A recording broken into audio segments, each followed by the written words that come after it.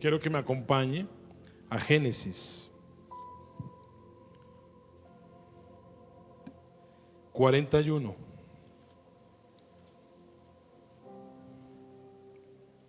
Versículo 38.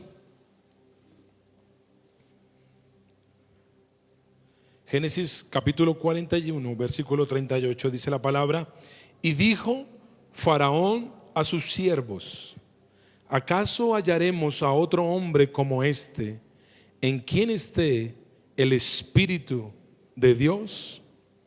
Faraón preguntó. Y él mismo responde y dice a José, y dijo Faraón a José: pues que Dios te ha hecho saber todo esto, no hay entendido ni sabio como tú. Tú estarás sobre mi casa, y por tu palabra se gobernará todo mi pueblo. Solamente en el trono seré yo mayor que tú. Dijo además Faraón a José: he aquí, yo te he puesto sobre toda la tierra de Egipto.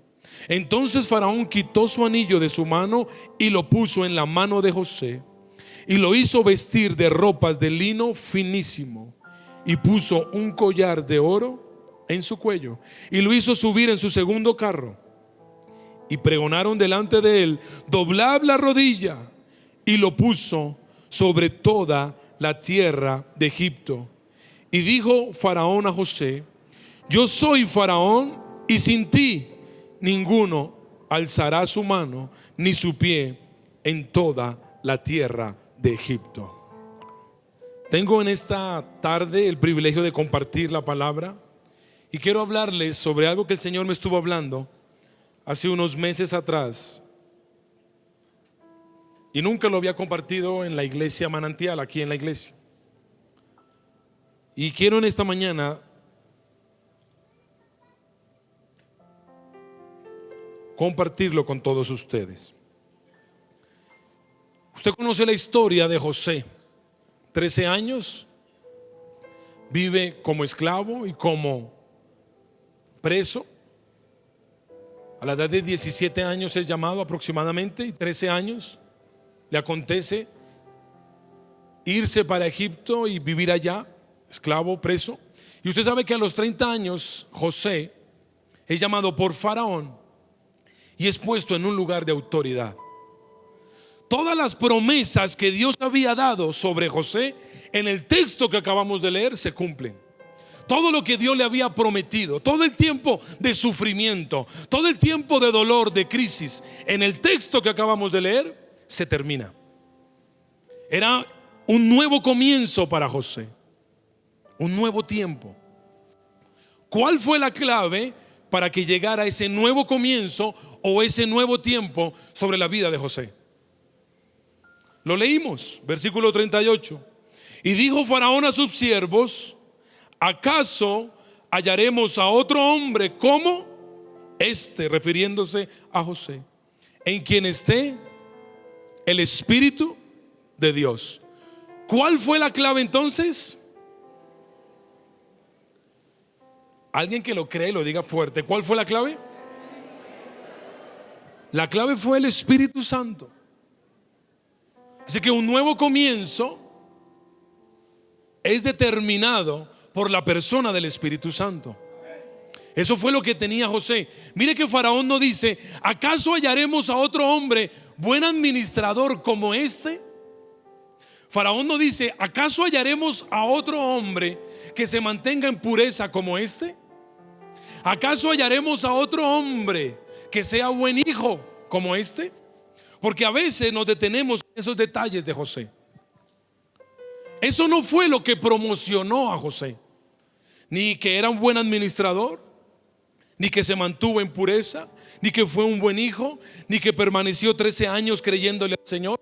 Eso no fue lo que trajo el cumplimiento sobre José. No nos podemos confundir. Lo que trajo el cumplimiento sobre la vida de José, ¿qué fue?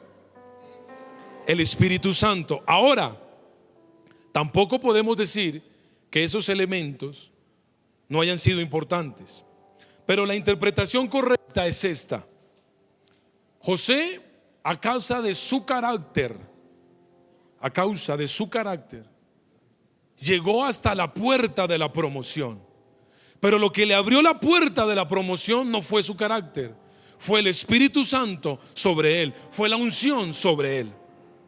Te repito, el haber sido un buen administrador, el haber mantenido su pureza, el haber sido un buen hijo, el haber creído en Dios, lo llevó hasta la puerta del cumplimiento, pero no abrió la puerta del cumplimiento.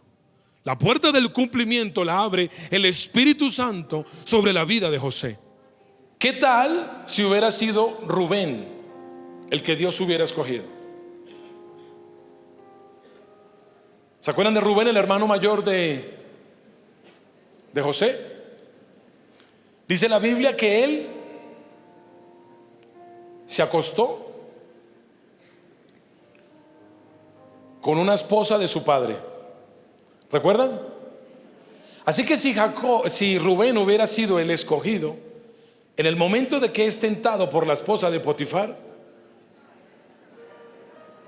hasta ahí llega el propósito de Dios, ¿sí o no? Así que quiero darle la importancia al carácter que tuvo José para resistir la tentación. Por eso no pudo ser Rubén. ¿Qué tal si hubiera sido Judá? Dice la Biblia que Judá fue el que lo vendió fue el que promovió que lo vendieran por unas monedas. En Egipto, manejando la riqueza o de Potifar o de Faraón, hubiera robado. ¿Sí o no? ¿Qué tal que hubiera sido Simeón o Leví? Que dice la Biblia que cuando violaron a su hermana Dina, ellos tomaron venganza del pueblo de Siquén traicioneramente y los asesinaron a todos. Si hubiera sido Simeón o Leví, cuando van en el camino a Egipto, se meten un cuchillo debajo de la túnica, debajo del cinto, y en algún momento atacan a la caravana de los que los iban a vender en Egipto. Así que la importancia del carácter de José fue que lo llevó hasta la puerta del cumplimiento. Pero el énfasis es que la puerta del cumplimiento no se abrió sino por la presencia del Espíritu Santo sobre José. Para tu vida este año, el carácter te llevará hasta la puerta del cumplimiento de lo que Dios ha prometido para ti.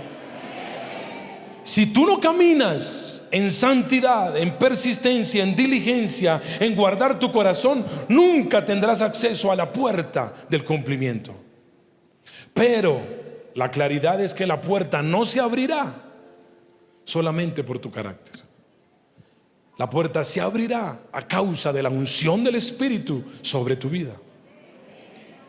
Ahora, esto era simplemente una introducción. Leyendo ese texto y estudiando esa palabra,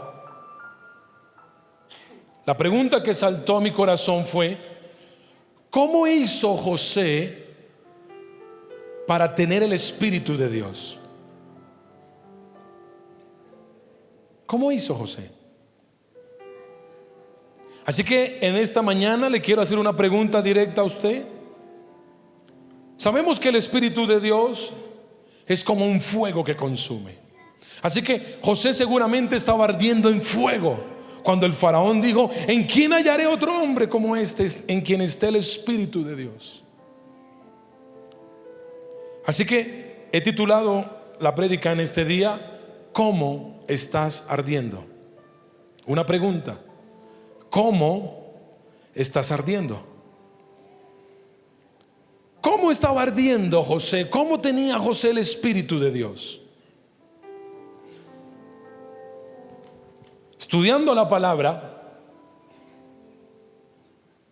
tú encuentras que los hombres que caminaron con el Espíritu de Dios, todos sin ecuánime tenían una condición. Todos ellos eran hombres de altar. Es más, la unción del Espíritu, la presencia del Espíritu vino sobre ellos cuando estaban en un altar. ¿Tú sabes cómo fue ungido David? Primera de Samuel 16 dice que el profeta Samuel llegó a la casa de su padre Isaí y le dijo: vengo a ofrecer un sacrificio. Y en medio del sacrificio que ofreció, ungió a David. ¿Cómo fue ungido Saúl? ¿Recuerdan?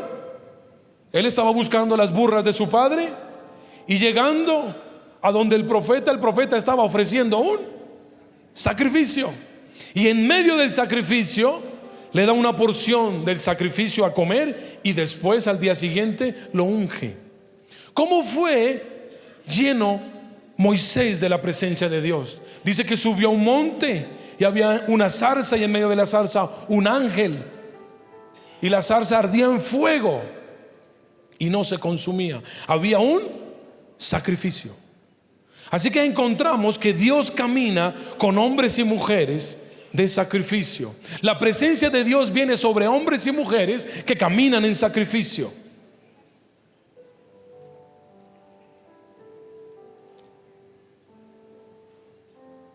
Entonces lo más sencillo es suponer que José era un hombre de altar, de sacrificio. Pero cuando tú revisas la vida de José, en ningún texto se habla que José era un hombre de altar. En ningún lugar de la palabra se enseña que José levantara altar, mucho menos que José ofreciera sacrificio, mucho menos que José buscara a Dios. Lo intuimos, lo suponemos, pero la Biblia no lo dice. Cuando tú comienzas a estudiar sobre la vida de José, no encuentras que José era un hombre de altar. Abraham era un hombre de altar. La Biblia relata que levantó 4 altares de manera voluntaria y un quinto dirigido por Dios en Génesis 22. Jacob era un hombre de altar. Dice que, Isaac era un hombre de altar. Dice que levantó 2 altares, se relatan en la Biblia. Eso está en Génesis 26. Jacob era un hombre de altar. Dice que levantó 7 altares. Pero cuando tú pasas de Abraham, Isaac, Jacob y llegas a José, nunca encuentras que José haya levantado altar, mucho menos que haya ofrecido sacrificio. Entonces toma mayor relevancia la pregunta que esta mañana he planteado, y es: ¿cómo estaba ardiendo José si nunca levantó altar? ¿Cómo tenía José el fuego del Espíritu Santo si no tenía altar, si no era un hombre de altar?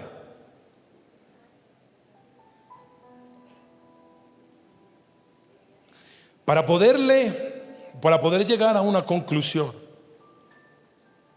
tendré entonces que explicarle en este tiempo que tengo qué es un altar, cómo funcionaba el altar. Y para ello me quiero ayudar de unos elementos. En la Biblia los altares se edificaban con piedras. El altar en la Biblia, los hombres que levantaban altar tenían que ir y buscar unas piedras. Esto pesa mucho, lo que pasa es que yo soy musculoso, pero esto pesa mucho, no se engañe. Iban y conseguían unas piedras, las levantaban y las llevaban regularmente a sitios muy altos, a las cumbres de una montaña. Y eran rocas muy grandes, y allí las ponían unas sobre otras. Ahorita vamos a levantar un altar en este lugar, pero traían aquellas piedras y las subían. Para llevar esas piedras hasta aquel lugar se necesitaba mucho esfuerzo. Era pesado. Levantar esas piedras no era fácil, no era cómodo, no era sencillo. Y las colocaban unas sobre otras, y después sobre esas piedras ofrecían un sacrificio. ¿Qué son las piedras según la palabra?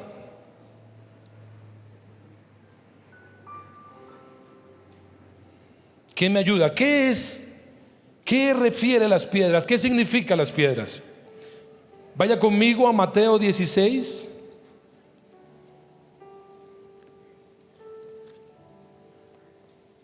(13:20). Y Jesús le preguntó a sus discípulos: ¿quiénes dicen los hombres que es el Hijo del Hombre? Versículo 14, ellos dijeron: unos Juan el Bautista, otros Elías, otros Jeremías o alguno de los profetas. Él les dijo: Jesús. ¿Y vosotros quién decís que soy yo? Respondiendo Simón Pedro dijo: tú eres el Cristo, el Hijo del Dios viviente. Entonces le respondió Jesús: bienaventurado eres Simón, hijo de Jonás, porque no te le reveló carne ni sangre, sino mi Padre que está en los cielos. Y yo también te digo que tú eres Pedro, y sobre esta edificaré mi iglesia, y las puertas del Hades no prevalecerán contra ellas. ¿Qué era la roca? Lo que le estaba diciendo Jesús: sobre esa roca edificaré mi iglesia. Pedro había lanzado una declaración, una afirmación. Pedro había dicho una confesión: tú eres el Cristo, el Hijo del Dios viviente.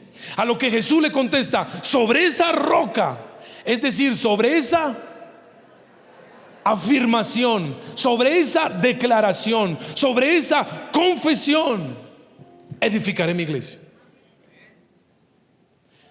Las piedras, entonces, ¿qué son? Afirmaciones, declaraciones, confesiones.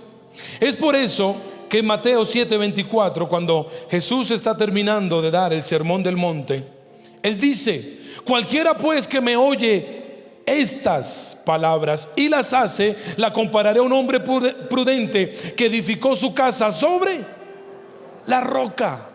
Por eso Jesús es la roca inconmovible, porque Él es la palabra. Él es la palabra.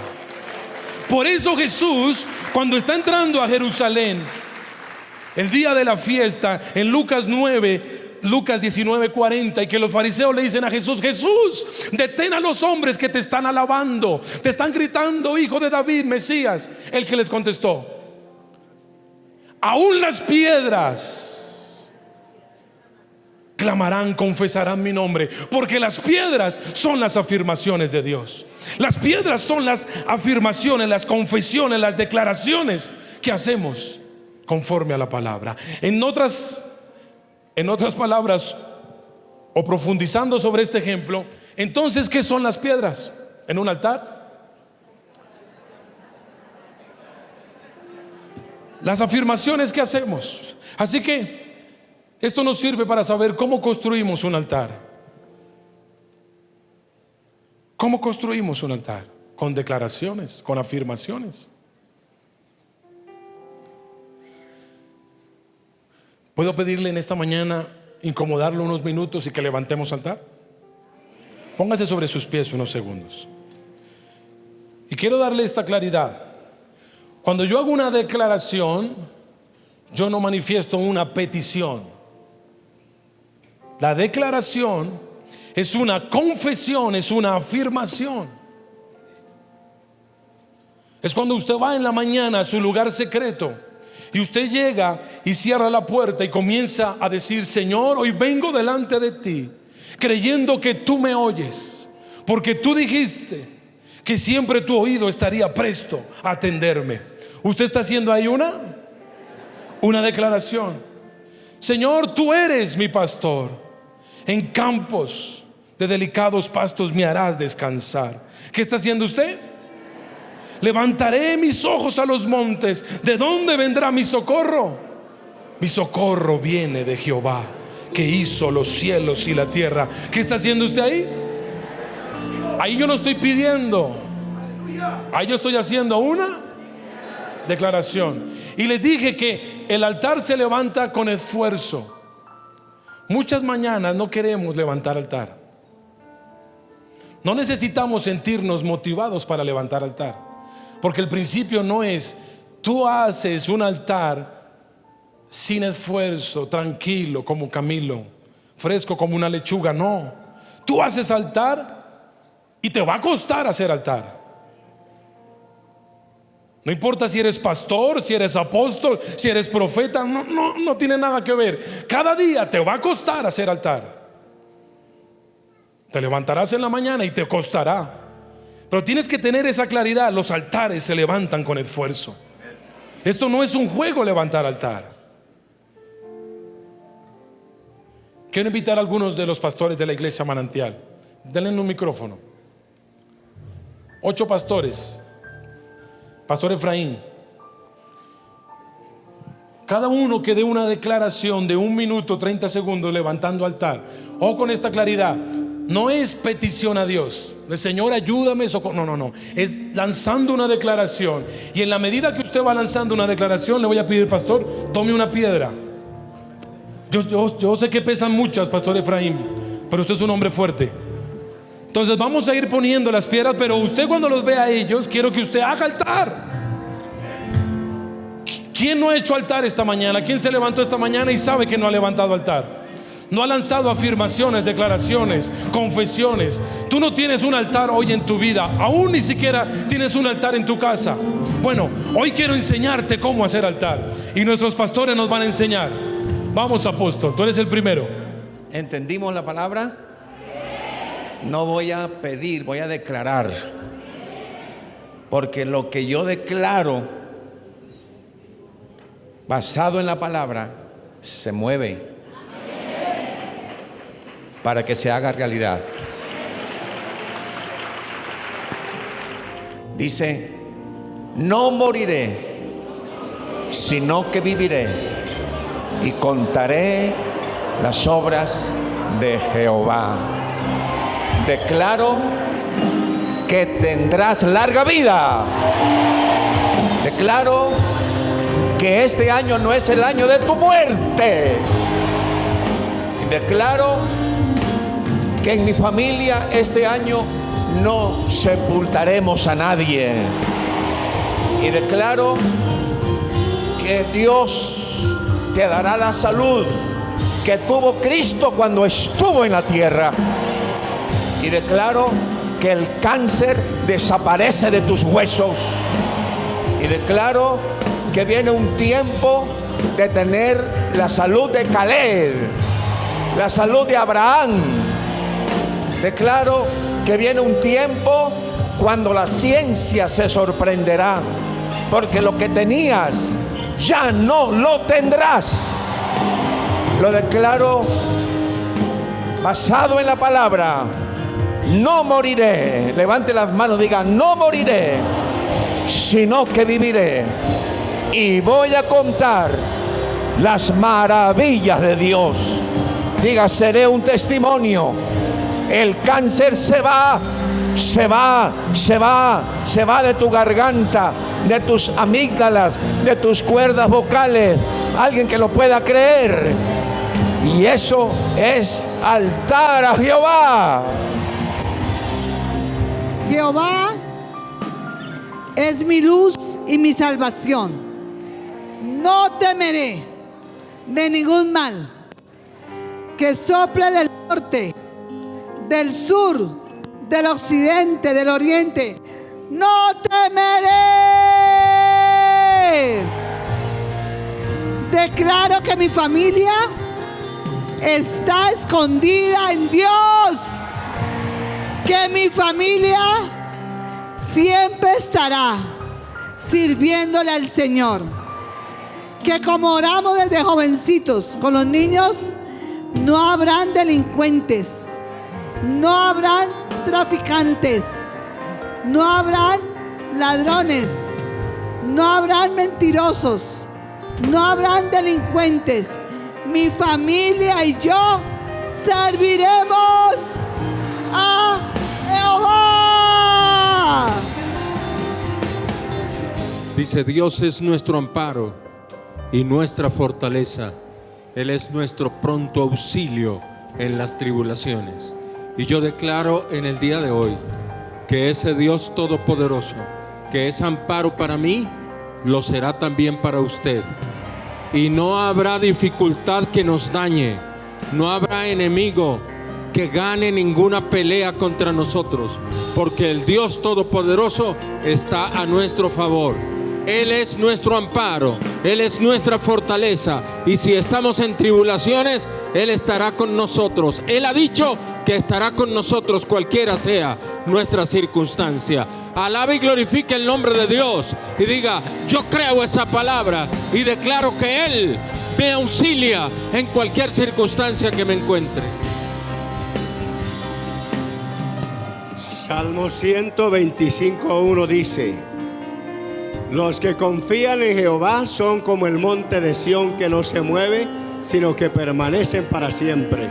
Y yo en esta hora, en nombre de Dios, bajo la palabra, declaro que ninguno de los que hasta ahora se han entregado a Cristo y pertenecen a la iglesia Manantial, ninguno se apartará de los caminos del Señor, sino que todos progresaremos en la vida espiritual y edificaremos este año el reino de Dios. Así lo declaro en esta hora.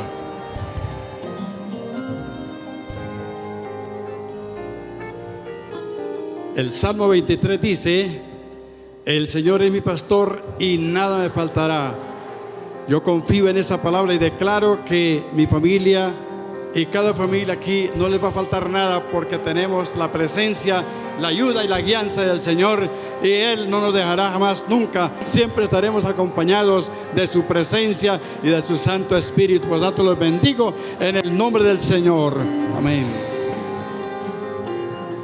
En línea con lo que nos predicó el pastor Satirio esta mañana, yo coloco esta piedra basado en primer libro de Samuel 17:45, cuando David le dijo al gigante: tú vienes contra mí con espada, lanza y jabalina, mas yo vengo a ti en el nombre de Jehová de los ejércitos, el Dios de los escuadrones de Israel, a quien tú has provocado.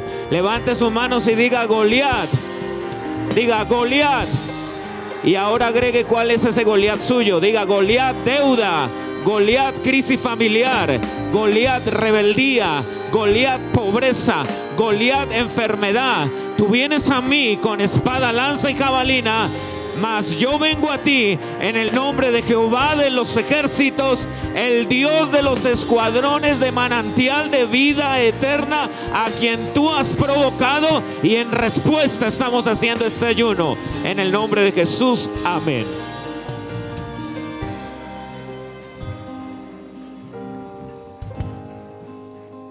Este año 2019 es el año del conocimiento del Espíritu Santo. Ustedes recibirán poder, autoridad desde el cielo, y seremos todos testigos en nuestra casa, en Bogotá, en nuestra familia, en Colombia y en todo el mundo, de lo que Dios está haciendo en esta iglesia. Y por ese conocimiento del Espíritu Santo amaremos al Señor nuestro Dios con todo nuestro corazón, con toda nuestra mente, con toda nuestra alma, con todas nuestras fuerzas. Amaremos al prójimo como a sí mismos y daremos mucho fruto.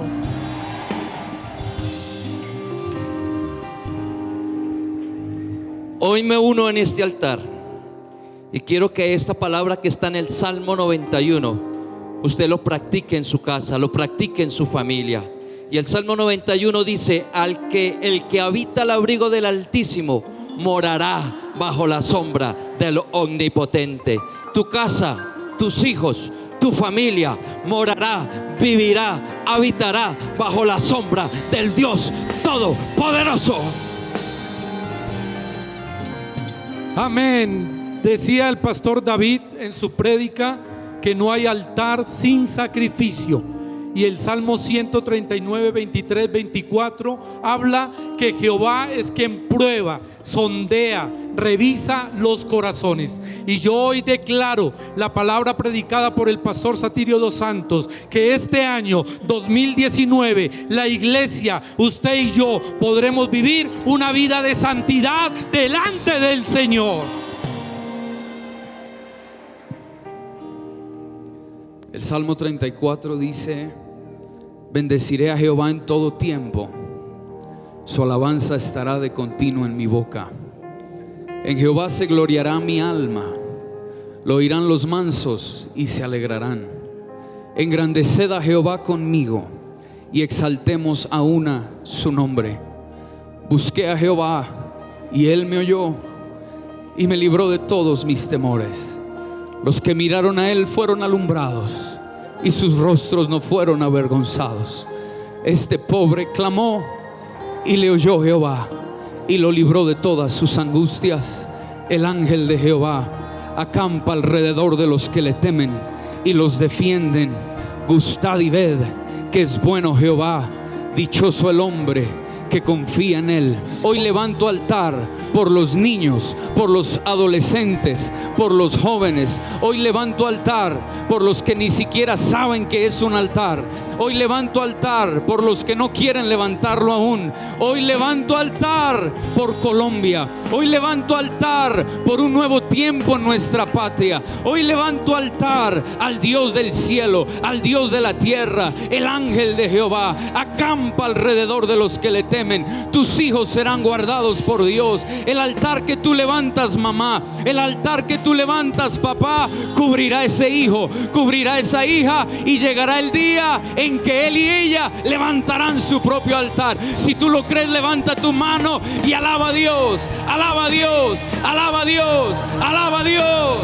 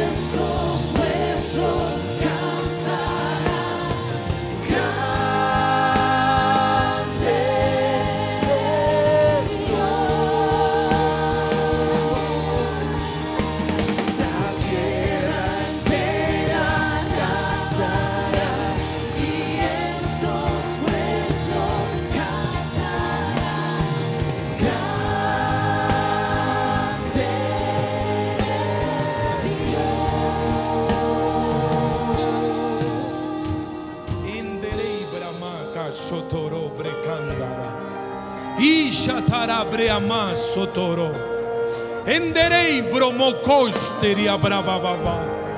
Y que se terebre amacanda.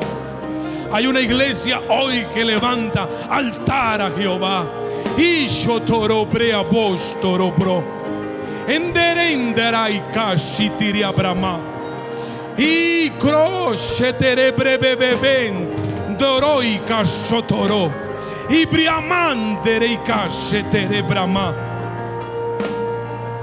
Alguien que diga conmigo lo que dice Habacuc 3:17, 19. Aunque la higuera no florezca, ni en las vides haya fruto, aunque falte el producto del olivo, y los labrados no den mantenimiento, y las ovejas sean quitadas de la majada, y no hayan vacas en los corrales, con todo yo me alegraré en Jehová y me gozaré en el Dios de mi salvación.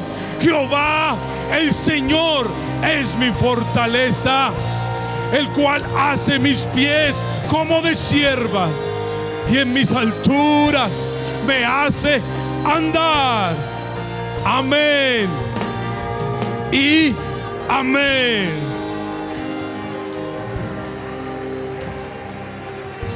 Puede tomar su asiento.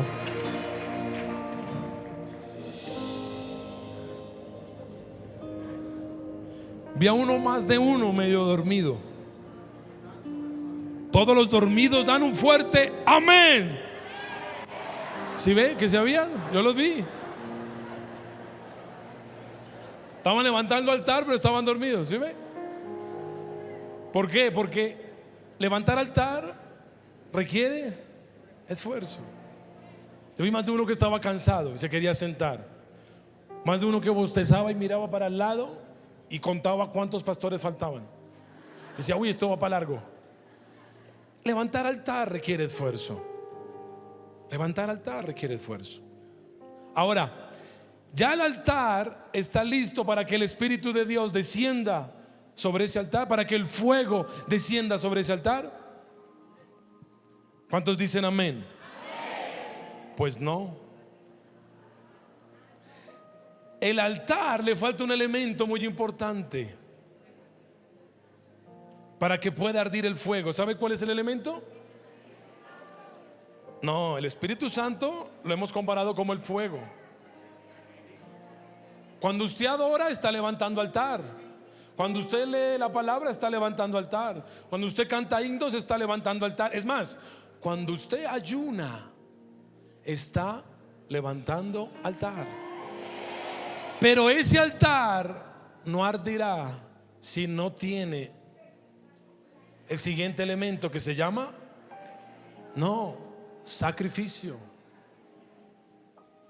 Y ese es el problema de muchos hoy, que levantan altar pero nunca ofrecen sacrificio. Un altar sin sacrificio es como comprar unos zapatos y no tener pies, como querer ponerse un anillo y no tener dedos, como querer hablar por celular y ser sordo. De nada te sirve un altar si sobre el altar no hay sacrificios. Y ese es el problema. Ese es uno de los problemas grandes que hay en la iglesia hoy, porque mucha gente levanta altar, pero muy pocos ofrecen sacrificios. Hoy aquí hay una multitud, los salones están llenos. Más de 7,000, 8,000 personas pueden estar reunidos. Y yo estoy seguro que esas 8,000, aunque estén ayunando y estén levantando altar, no quiere decir que todas están ofreciendo sacrificio. Levantar requiere esfuerzo.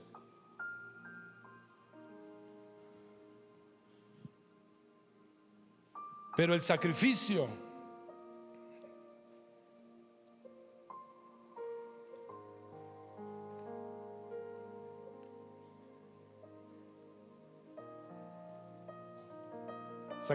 requiere muerte.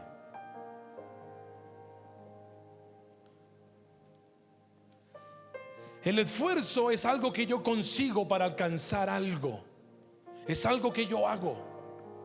Pero el sacrificio es algo a lo que yo renuncio. No es lo mismo.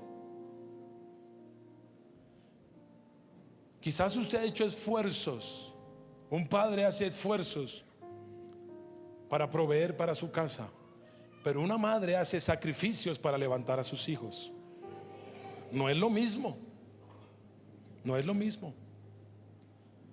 Yo siempre, cuando enseño sobre el esfuerzo y el sacrificio, hago un ejemplo para que la gente lo entienda, muy práctico.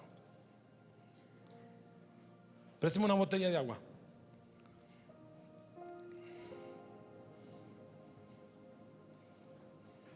Venga, Sebastián, ya que usted me la alcanzó, venga para acá. Deje esa botella ya, que esta botella está vacía.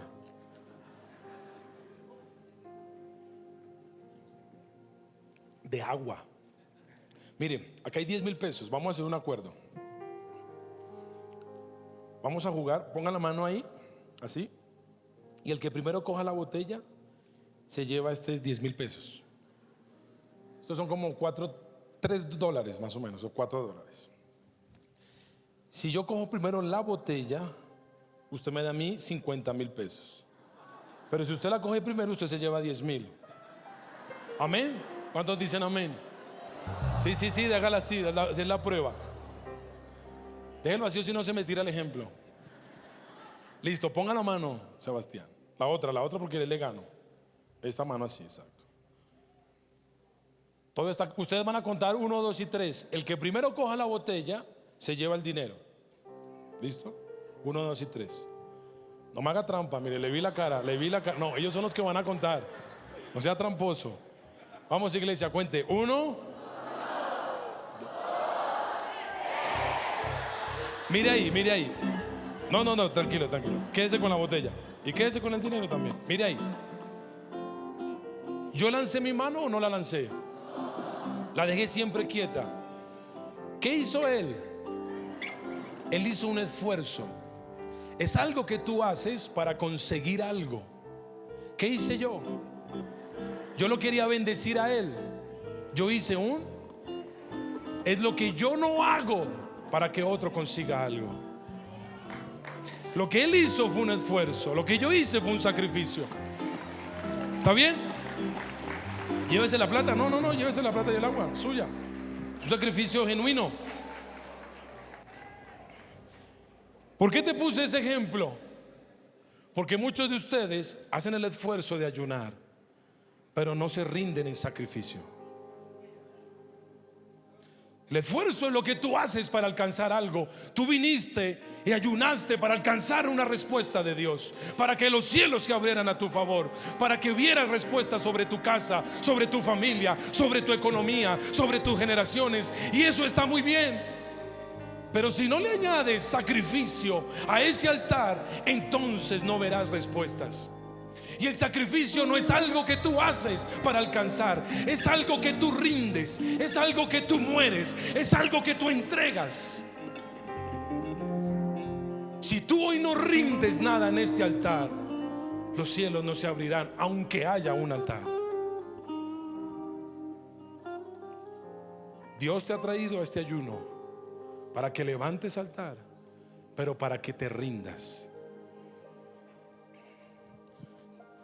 Quiero decirte también esto: el altar son piedras, el altar es algo que yo hago, pero el sacrificio lo represento con una sangre, con una pintura roja, es sangre. El sacrificio no es algo que yo hago, es alguien quien se rinde.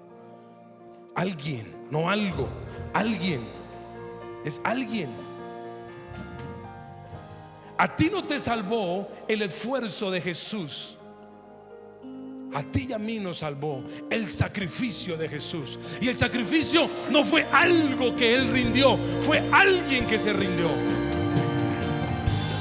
Te pregunto en esta mañana, ¿qué estás tú dispuesto a rendir en el altar hoy? ¿Eres tú? ¿Eres tú? ¿Qué tienes que rendir?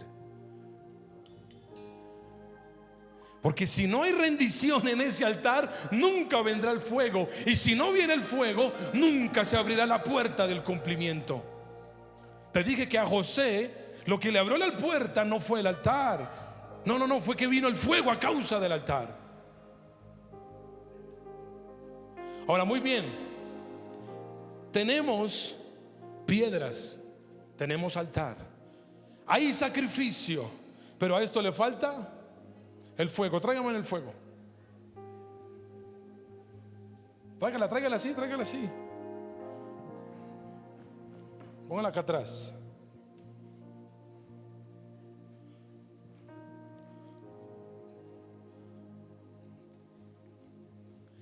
Así que me puse a estudiar sobre el fuego y le pregunté al Señor: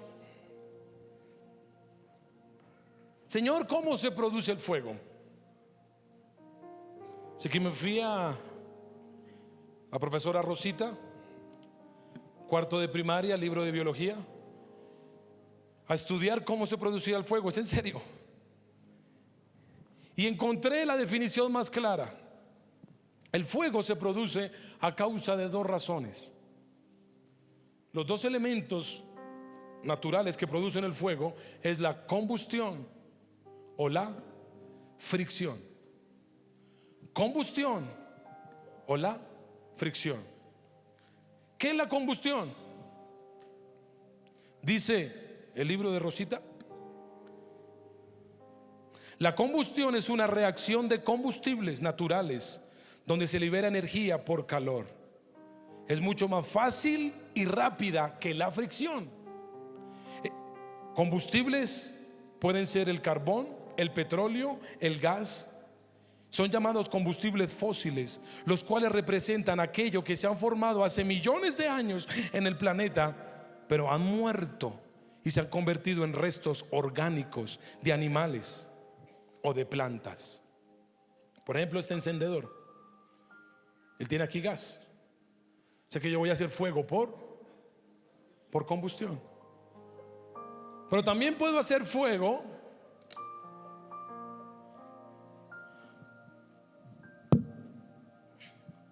por fricción. Y es comenzar a hacer esto.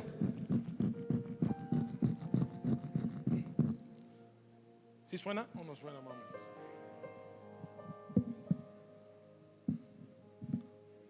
Las prédicas didácticas de hoy en día.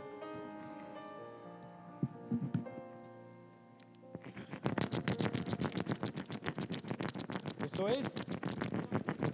Esto es.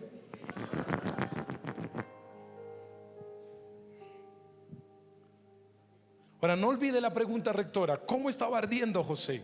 Porque le estoy hablando del altar, del fuego. Usted dice, ¿esto qué tiene que ver con la pregunta que nos hizo? Porque después de que el Señor me enseñó esto, me dijo: tú le puedes poner al fuego por combustión,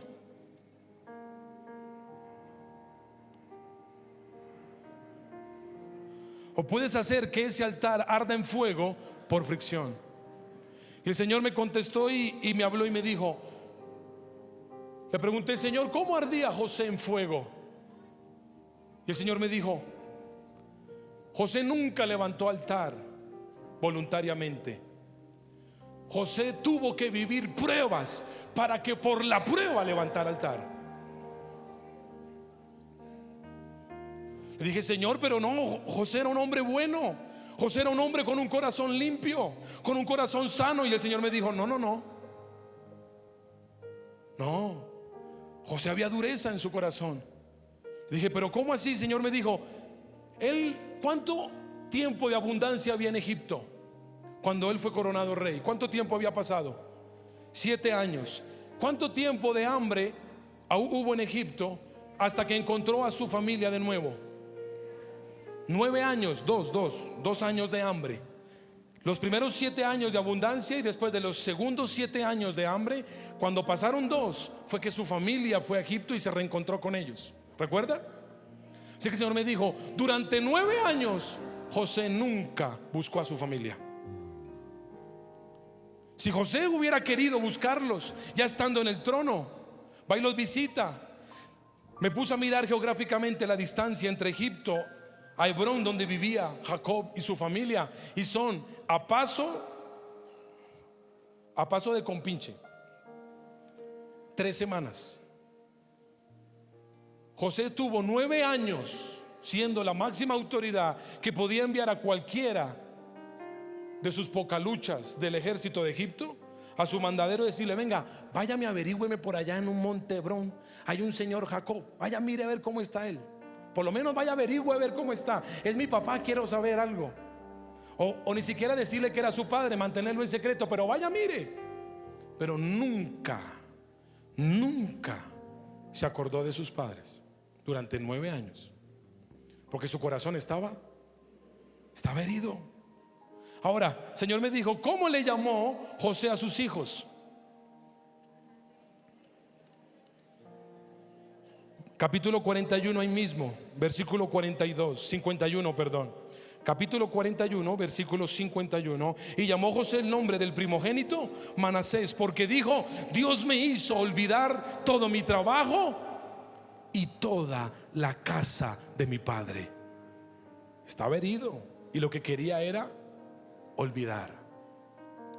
Y cuando le nació su segundo hijo, versículo 52, lo llamó Efraín, porque dijo: Dios me hizo fructificar en la tierra de mi aflicción. Aún tenía el sabor amargo de la aflicción de 13 años. No lo había podido olvidar. Así que el Señor me dijo: ¿sabes cómo levantó altar José? Como no quiso levantar altar voluntariamente, tuve que enviarlo 13 años a la cárcel, 13 años en la esclavitud, para que en medio de la cárcel, en medio de la esclavitud, levantara altar. ¿Cómo, Señor? Cuando estaba en la cárcel, él decía: Dios me dio un sueño y lo que Dios dice se cumplirá. Yo no sé por qué estoy viviendo esto, pero Dios camina conmigo. En medio de la crisis, Dios me sustenta. Pero quiero que notes esto: él lo hubiera podido hacer voluntariamente, pero como no lo quiso hacer voluntariamente, tuvo que vivir el destierro por 13 años y ser obligado a levantar altar. Ahora, él no se sacrificó voluntariamente. Como había dolor en su corazón, tuvo que sacrificarse a las malas hasta que se rindió. Cuando dijo: ya no más, Señor, no importa lo que pase conmigo, rindo mi vida aquí en la cárcel, se cumpla o no se cumpla. He adivinado sueños, pero aún el copero, aún el panadero, el copero fue promocionado y aún se olvidó de mí. No interesa, Señor, si estoy dedicado a estar en esta cárcel hasta el final de los días, aquí lo estaré, pero que se haga tu voluntad. No fue sino hasta que se rindió. Y en tercer lugar, José. ¿Cómo levantó José altar? ¿Por combustión, fuego o por fricción? Los combustibles fósiles, te dije, son aquello que se muere, y de esa muerte, de esos desechos orgánicos, se vuelve combustible. Por eso Salmo 51:17 dice: los sacrificios de Jehová son el espíritu quebrantado. Al corazón contrito y humillado no despreciarás tú, oh Dios. Cuando tú rindes tu vida, tú te vuelves combustible, y entonces ardes en fuego, sin necesidad de la fricción, sino simplemente de manera natural, por combustión. Déjame hacerte una pregunta en esta tarde ya. ¿Cómo estás ardiendo? Contéstala. ¿Cómo estás tú ardiendo? Quiero que entiendas en esta tarde que Dios necesita que ardas, porque si tú no ardes, nunca verás el cumplimiento de las promesas de Dios. No basta con que levantes altar, necesitas arder. Dios necesita que ardas. No es casualidad que este año haya sido llamado el año del Espíritu de Dios, el año para ardir en el fuego del Espíritu. No es casualidad, porque un año de cumplimiento demanda arder en fuego, caminar en comunión, en intimidad con la persona del Espíritu de Dios. Te pregunto, ¿cómo estás ardiendo? ¿Por combustión o por fricción? José, dice la Biblia, lo vuelvo a leer, capítulo 41, versículo 38, y dijo Faraón a sus siervos: ¿acaso hallaremos a otro hombre como este, en quien esté el Espíritu de Dios? José estaba ardiendo en fuego,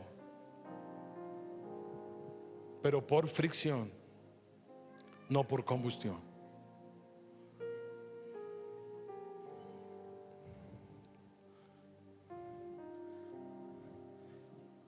Todos levantamos altar hace unos minutos.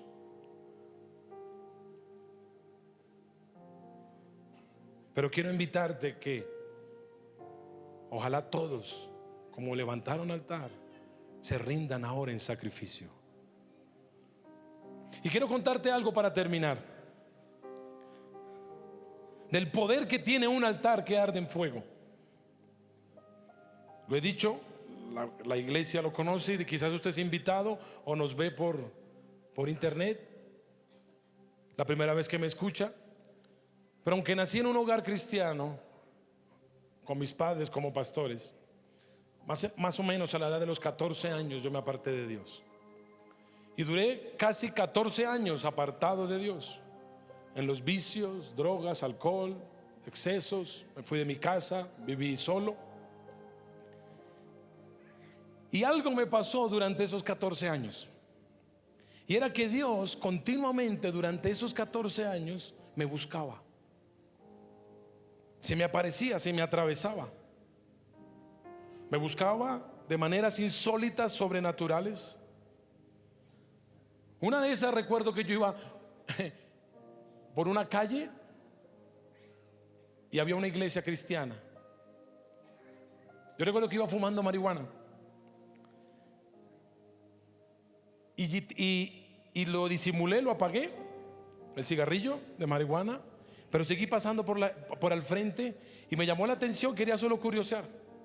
Y cuando estoy pasando al frente de la iglesia, el pastor que está predicando para el culto dice: allá afuera hay un joven, está vestido así y así. Y yo alcancé a escuchar y era yo como estaba vestido.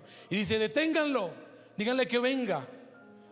Este pastor era de otro país. Dijo: Dios me trajo a este país para hablarle a ese joven. Es la única razón por la que he venido. Y yo con el cigarrillo de marihuana.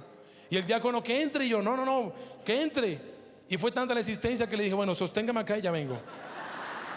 Y me tocó entrar a la iglesia, no tenía otra. No, porque tampoco era conchudo, no iba a entrar a la iglesia con un cigarrillo de marihuana. ¿Usted qué va a pensar de mí? Tampoco. Conchudo tampoco. Entonces entro a la iglesia y aquel pastor me dice estas palabras. Me dije: hijo, no sé quién eres tú, pero tienes manto sacerdotal, tienes corona de rey, y vayas donde vayas, yo te voy a alcanzar. Así me dijo. Recuerdo otro día y salí de la iglesia. Yo miré y dije: Señor, no me interesa caminar contigo. Yo desafiaba a Dios y me fui. Otro día voy y recuerdo un día con amigos manejando el auto. Yo iba borracho y de pronto me para la policía, me piden papeles, y el agente de la policía, cuando ve mis papeles, me los devuelve y me dice: Dios lo bendiga, quiero decirle que sobre usted hay manto sacerdotal, hay corona de rey, y hagas lo que hagas, Dios nunca te dejará de buscar. Espere, todavía no se emociona. Espere. No, yo le dije al policía: déjeme en paz. Dije: este policía bobo no me puso parte, mejor para mí. Y me fui. Y vino la acosadera, hermano, era una acosadera. Yo no le miento. Cada 3-4 meses se me aparecía. Una vez estaba en un aeropuerto, se me acercó una persona y me dijo: hoy ven.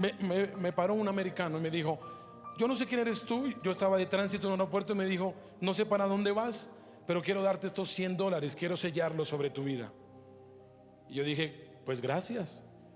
Y yo en mi mente dije: Señor, ¿me vas a dar $100 para gastármelo en trago y en drogas?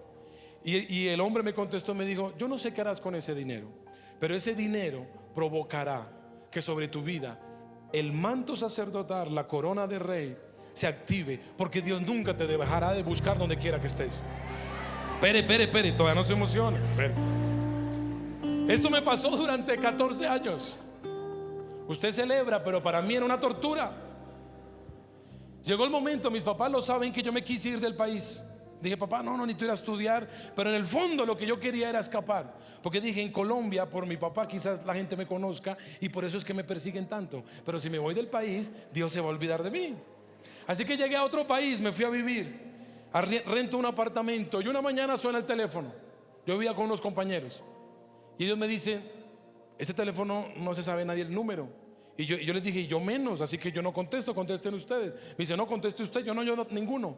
El teléfono no paraba de sonar, así que finalmente me tocó contestar a mí el teléfono. Yo contesto el teléfono y era un hombre y me dice: tú no sabes quién soy yo, pero esta mañana estaba orando y Dios me dio este teléfono para decirte que tienes corona de rey, manto sacerdotal, y que hagas lo que hagas, Dios nunca te dejará de buscar. Espere. Hay más. Recuerdo que como a los 2-3 meses en ese país, me fui a burlarme de Dios. Me tomé unos tragos, estaba así medio loquito, y pasé por una iglesia cristiana y fui a burlarme de Dios, porque tenía piedra, quería desahogarme. Y entonces me paré al frente de la iglesia, y cuando voy a comenzar a gritarle a Dios y a vociferar sandeces, groserías, vulgaridades, se abre la puerta y aparecen como 4 o 5 viejitas. Me dicen: a usted lo estábamos esperando. ¿Usted de a dónde es?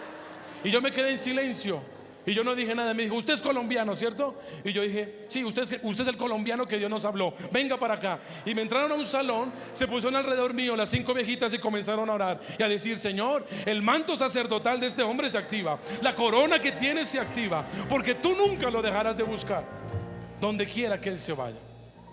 Así que un día yo salí de ahí más frustrado. Recuerdo que me paré frente a una ventana, eran como las 12 de la noche, y estaba borracho y estaba tomando y bravo con Dios, y le dije: Dios, déjame en paz.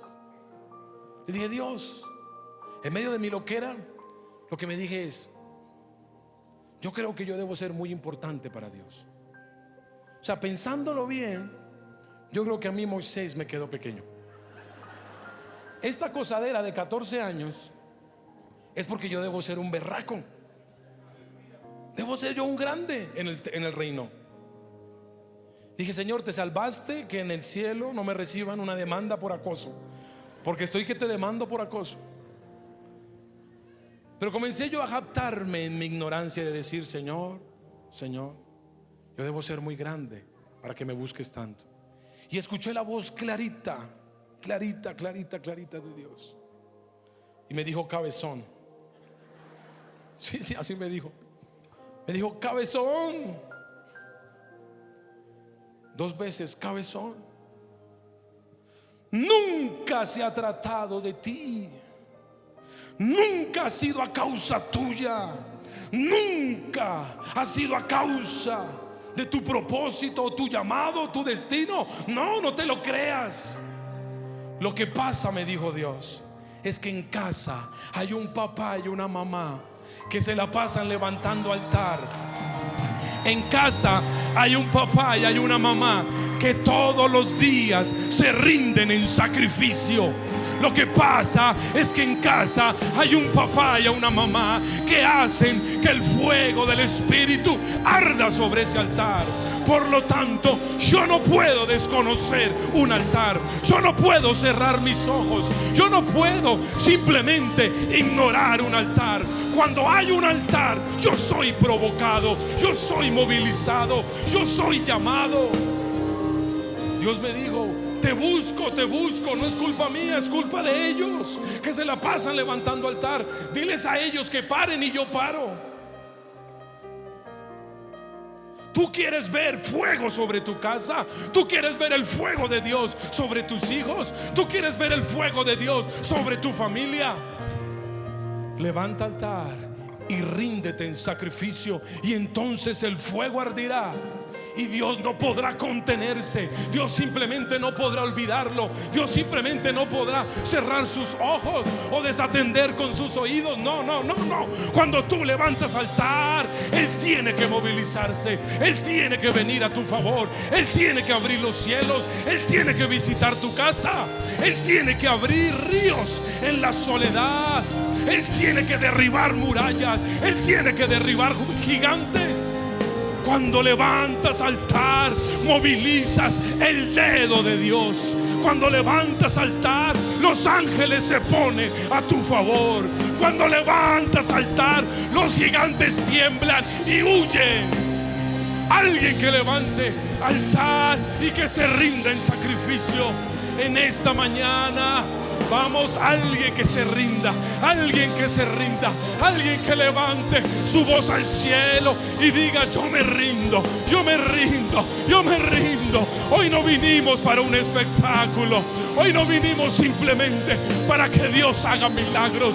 Alguien que se rinda.